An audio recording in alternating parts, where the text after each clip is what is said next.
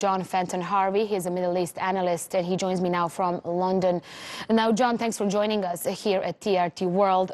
Can the current peace initiatives brokered in Riyadh provide more hope for de-escalation? Well, the problem with these peace initiatives is that, like the last ones in Stockholm, they're really missing out a key issue. They're just focusing on the immediate sort of violence between the Hadi government and the Southern Transitional Council. Really, there have been efforts to increase communications between Saudi Arabia and the Houthis, like back-channel communications, but really, there is still fighting. These have not been enough to actually solve the issue because there are still deep-lying divisions between the two sides. So really, if you actually look at the violence that's going on, it is clear that not either side really actually wants to bring about peace for the city and the governorate.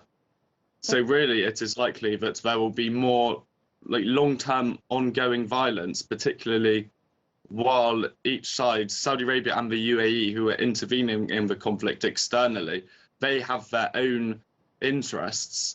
So that and is Jon, actually what is the role here of the international community? What can they do to help to ensure peace and all these peace efforts to be more effective? Really, I think the international community has largely neglected Yemen.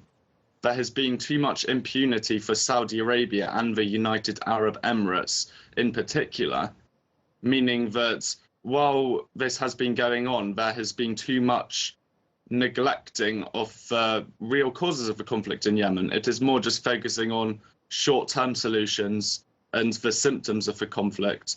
So really, states that are backing Saudi Arabia and the UAE need to take a tougher stance on these states, actually push them into supporting peace, because like the Riyadh agreement is more aimed at shoring up these two countries' own influence.